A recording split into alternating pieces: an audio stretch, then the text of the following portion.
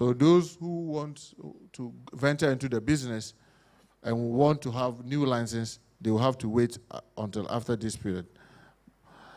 Temporary ban on the use of firearms in traditional celebration. And this is something that is so important to us. We've engaged all our regional ministers and we've tasked our regional ministers to get all our regional House of Chiefs and our opinion leaders and chiefs to know, whilst this amnesty lasts, it doesn't really matter whether what you have is licensed or not. We just want to silence the gun in these 6 weeks. So during funeral, during festivals, all the celebration, we just don't want to see any gun there. And we are putting in very vigorous measures. And we don't want to have any confrontation with any traditional authority. Please bear with us and let us be able to streamline these illicit arms that are in our hands. Many of us will attest to the fact, we all know that it is this gunpowder that were usually used at celebration. Today, at these celebrations, you see pump action, you see pistols. In some instances, we even see AK-47 and G3s being bundled at funerals, at other ceremonies. We are saying that during these 6 weeks, it doesn't really matter whether it is gunpowder, whatever it is, please bear with us and observe the ban, because we are going to enforce this vigorously, and we do not want to have any confrontation with any traditional authority. Ongoing dialogue with traditional authorities to regulate firearms usage during the festival.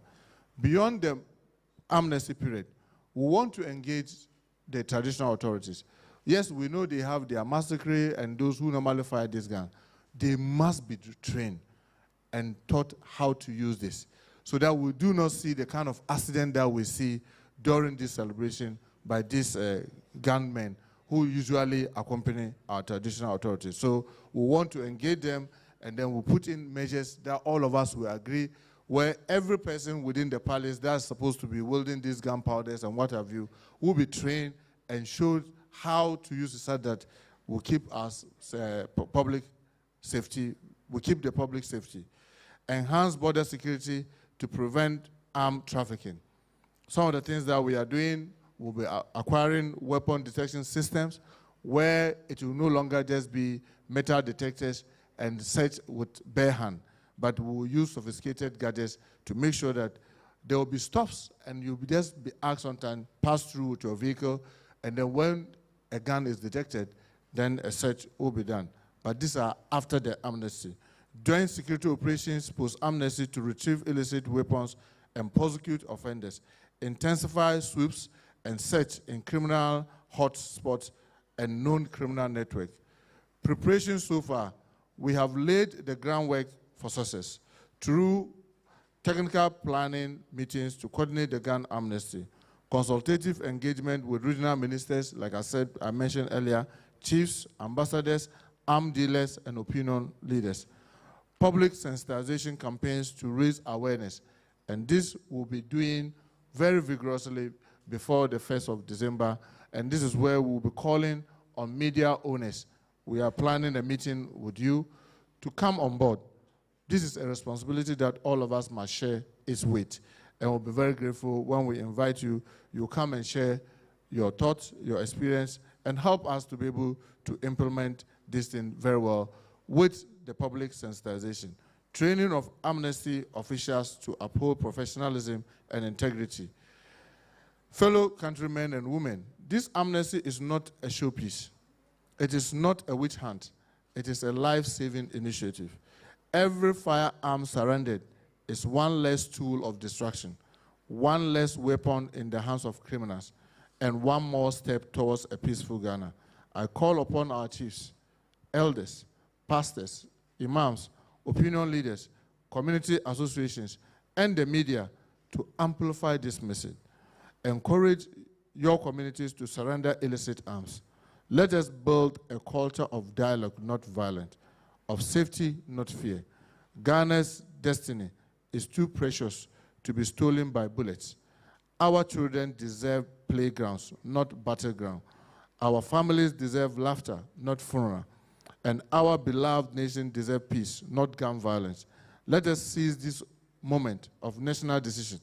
Let us disarm not only our homes, but our hearts. Let us reaffirm that Ghana is a land of peace and a beacon of stability in Africa, and a nation.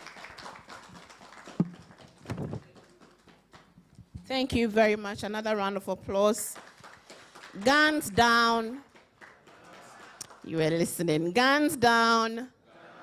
Guns down.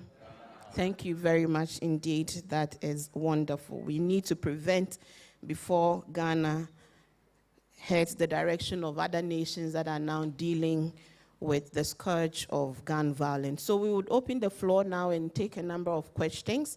So please, if you have a question, come forward. Where's the second mic? And your name, your media house, please, and then straight to your question, yes. So the minister, I'm sure you will be able to take it. Yes, come forward.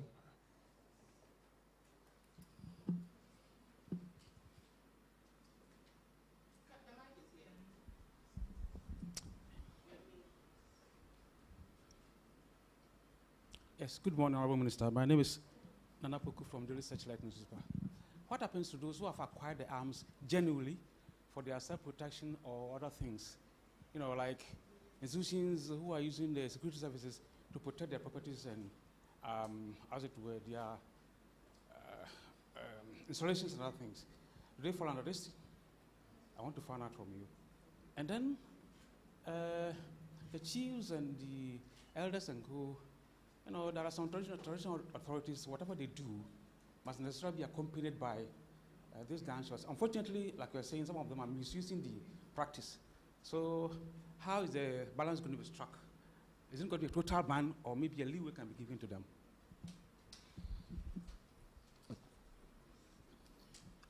I'm Godfred Amwafo. I work with Wezo TV. My question is, you are now tracking and you're asking those that have the guns to, bring them, voluntarily.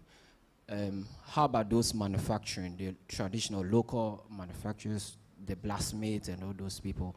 What measures are you also putting in place to end that? Then again, the importers. Right now you're looking at those already inside. How about those coming in? What measures are you putting in place to stop them as well? Well, let me thank you. Let me start from the second person. Yes, what are we doing? That's why we said that in this next, when the amnesty starts from 1st December, the 6 weeks, we are not going to be licensing any new person who wants to come on board, because we want to be able to take stock of those that we already know have license to be dealers. So that we are currently in the ministry digitalizing almost everything that we are doing. I'm sure in the next few weeks we'll come and even talk about the digitalization process and where we are here. We want to make sure that everything is on our record, so that even as ordinary citizens, you can go to the website of the Ministry of Interior and find out this person that I'm going to buy this gun, or this person who is purported to sell this gun to me, is a certified person authorized by the ministry to even sell what he's selling to me. The gun that he's trying to sell to me, you should be able to have its record and its numbers, because what we are trying to do is that we want to make it possible so that every single gun that you import into our country, the serial numbers should be on the Ministry of Interior's website. So that when you are buying, you can cross-check to be sure that this one is certified before you even buy and try to license it. So yes, in the 6 weeks amnesty period, we are not going to allow new persons who will be bringing what we call application to the ministry. We will ask them to wait until after the amnesty for it to be processed. Now, with the local manufacturers, I have a view. Even though when we meet, sometimes our own officers say, are you sure you want to do that? I say, yes, because I believe that even our brothers and sisters in the Europe and America, they started the way our people started with the blacksmith and others. I said, come forward and register. Just come forward and I will grant you the license, because I want to be able to know that you are manufacturing, this is what you are manufacturing, so that we can take you through and probably even improve what you are doing. If for nothing, we can be using them for training. But I want to know them, let them come forward, and we'll give them the license and register them. But obviously, that will be after the amnesty period.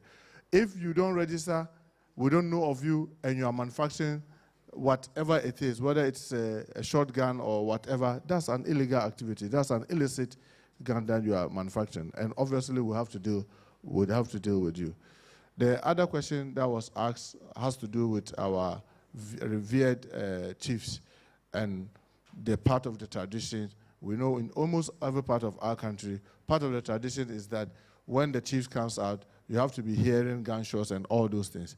We are saying that our plea with them, and which we have done through our regional ministers, is that, please, we want to be able to take stock of what we are doing. So, like where I'm born, we say, you cannot be taking due stock whilst this activity are going on. That's why we are making a special appeal to our traditional rulers, that for that 6 weeks, can we get a silence so that we'll all take stock and be able to review what we are doing. Then during that period, we are going to engage them for us to all agree. So for example, you are a chief in this information service department. You are a chief here. We want to know how many persons do you usually use for this activity when there's ceremony. Maybe there are 5. Let us know what is their background. Do they have any criminal background? Because anybody who steps forward to come for licenses, one of the things that we do is that we check your background and see, are you the type that we can sleep when you are holding a gun? What is your criminal background? What work do you do? What school did you go? What profession are you in? Why do you even need it? So those that you use in the palace, we need to be able to do the background check and be able to train them. Because it's one thing having the arm. The other thing is knowing how to use it. So we then train them. We'll agree to train all of them so that we know that when you go to every chief palace, these are the certified persons who are to fire so that you always use them. If anybody tries to use their arms when he or she is not trained and certified by the ministry, that person will be committing an offense.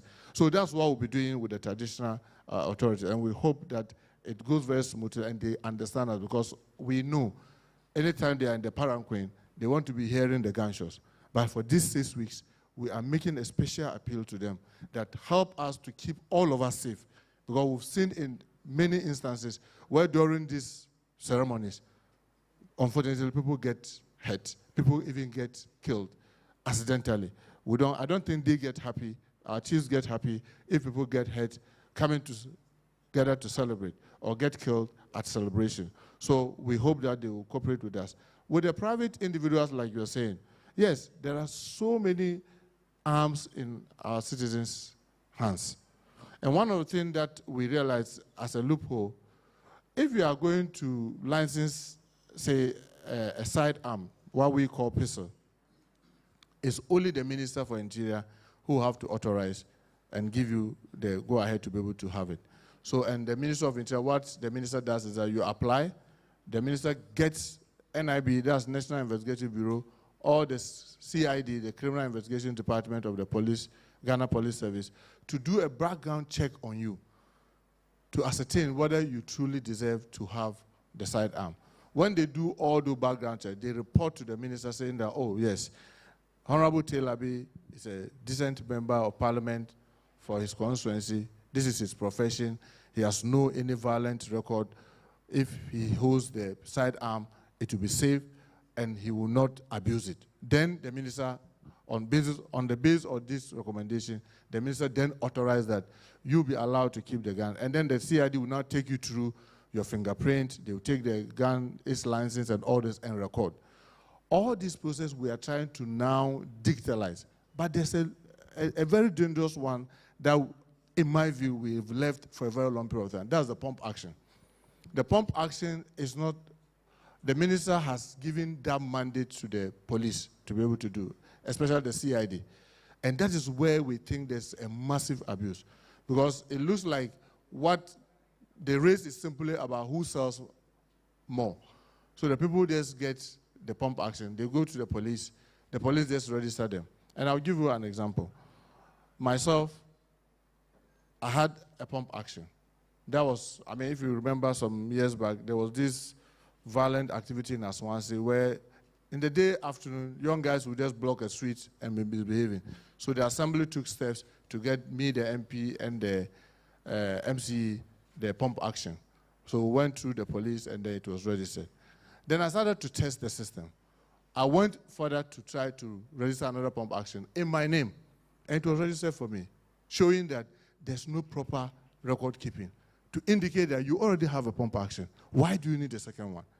When I became a minister, there was a security person who wrote wanting to have personal sidearm. And I asked, you are a security, I don't want to mention the agency where the person is. And I cross-checked from the person's boss.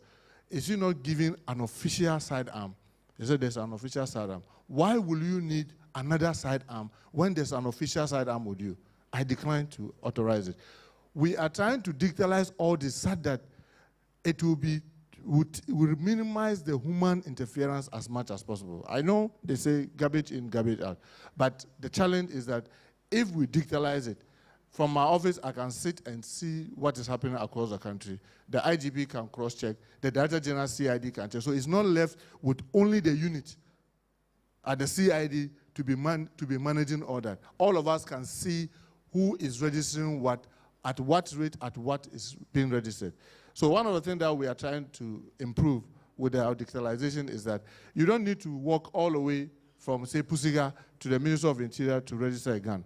You should be able to do it online, and we should be able to ask you to go to the nearest CID office for your fingerprint and all those checks, without necessarily having to travel to Accra. So these are the things that we are doing. But those who already have, interestingly, if I give you a license to hold a sidearm on December 30th, January 1st, it expires. You have to register it again.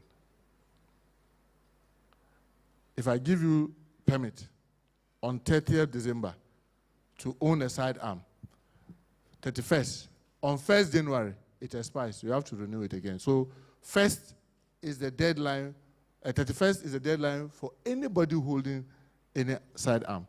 So what we are going to do, so that's why we targeted the 6 weeks to overlap this period.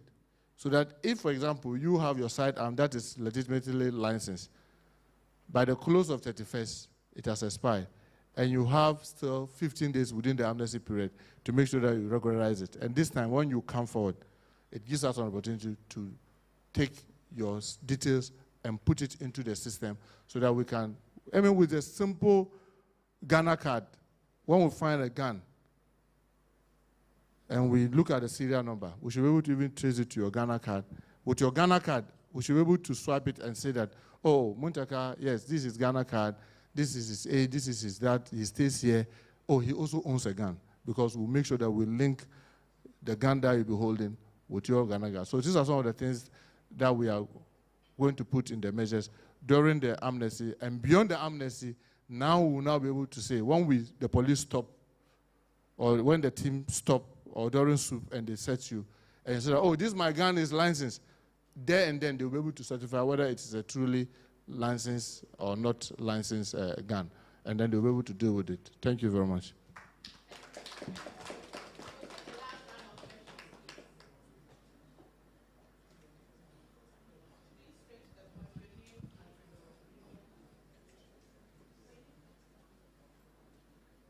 Hello. My name is Raf from Gold Coast TV. I want to ask, is this exercise only focused on guns?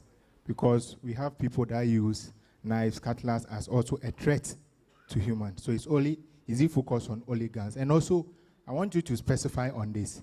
Can anyone walk into a shop that is authorized to sell gun and buy a gun? Thank you.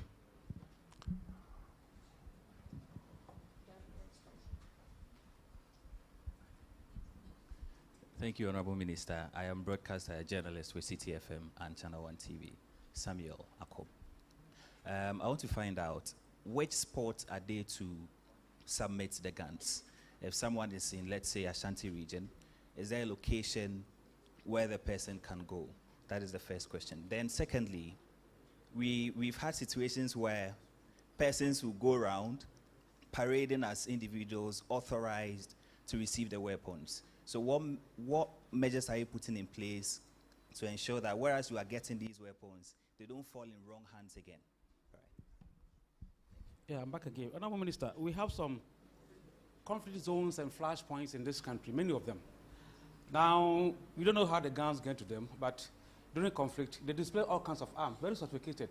Now, if the deadline expires and you don't get much information or much this thing from such zones, are you going to embark on a swoop and make sure that you come the area and retrieve all the guns? Well, thank you so much. I think even in my statement, I mentioned that our emphasis is going to be on the hotspots, because, I mean, the police and the security people sitting here, they can tell you that if you say Accra, they know where they believe there's a lot of illicit arms. If you say, oh, Medina, even within Medina, they know which areas they need to focus if they want to do so. And then on which streets they know. So that's something that we are going to be doing heavily. And you know, I mean, we'll be using that weapon detection system, and we'll also be using canine dogs. I mean, when you have a very effective canine dogs, one dog, it can do a whole village in such a short period. And even when the guns are buried, sometimes they are able to detect which place, which spot they are buried. So we'll be using a lot of sophisticated means to be able to retrieve as many of these illicit arms as possible. You were talking about the hotspots and the conflict areas. Yes, we are very much aware of the conflict areas. I mean, as we speak today, Boko is under curfew, Binduri is under curfew, Sampa is under curfew, Nkwanta is under curfew, Soala, Tuna, Kalba is under curfew, and Bole. I mean, these are the about 6 towns that we have curfews. That notwithstanding, I mean, if you ask me, I'll tell you there are about 77 hotspots in Asante region alone, and about 88 hotspots in Central region. All these things are mapped by the security people, and they know. So yes, it may not only be those that have erupted, but even those that are in their incubation state, they are keeping an eye, and all those areas are going to be areas of emphasis for illicit. Galamsey areas are areas where illicit arms are very prevalent. So all these areas are going to be mapped up. But for now, during the amnesty period, we are giving people the opportunity to just surrender them without we saying that we are going to prosecute you.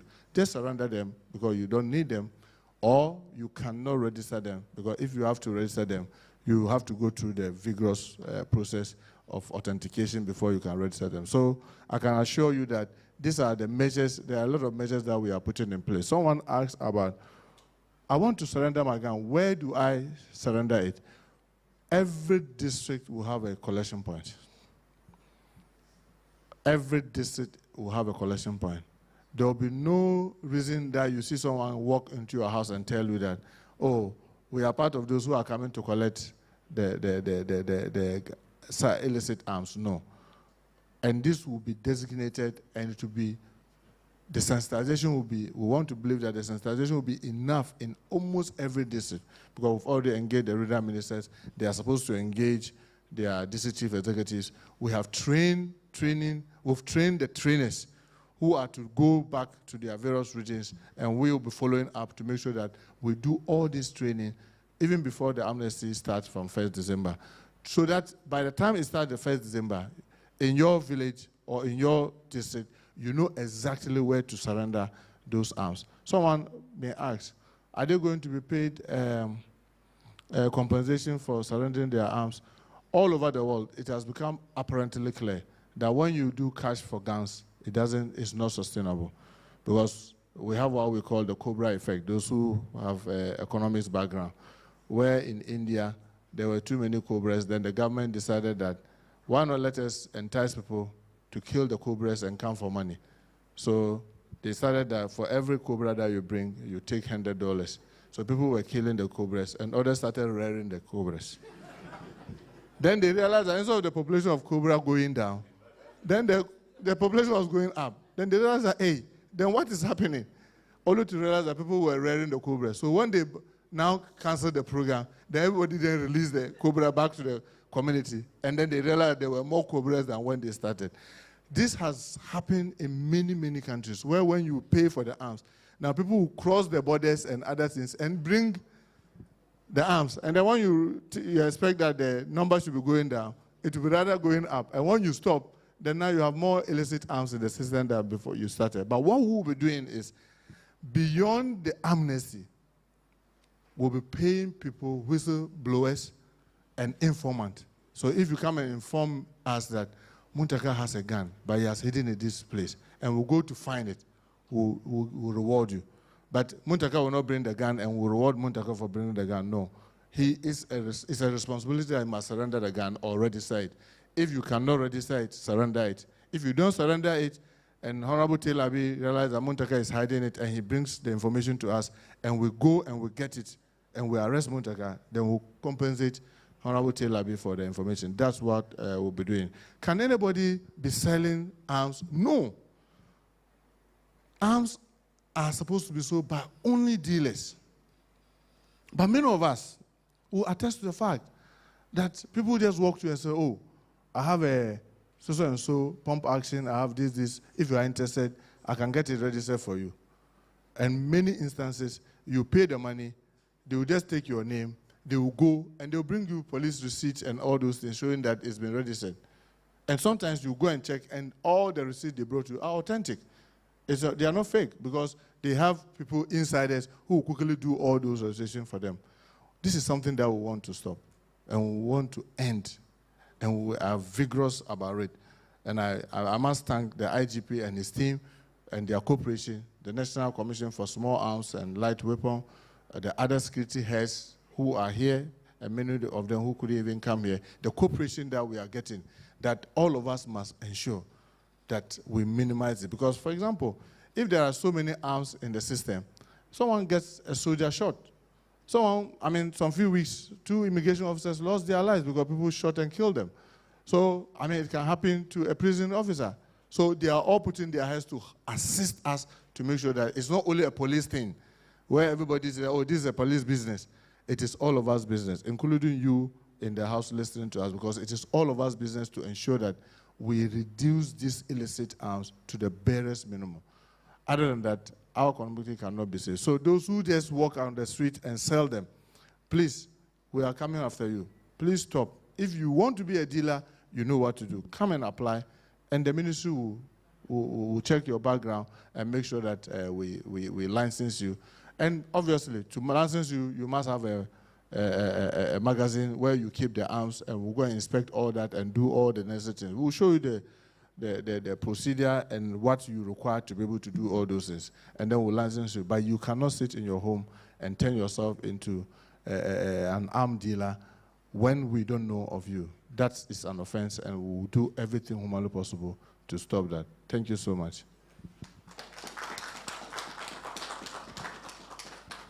Very well, thank you. Can we release him now? If you say no, he will not go. Shall we release the minister? Very well, Minister, you are hereby released. Thank you so very much. So we thank all of you for coming to the briefing. I know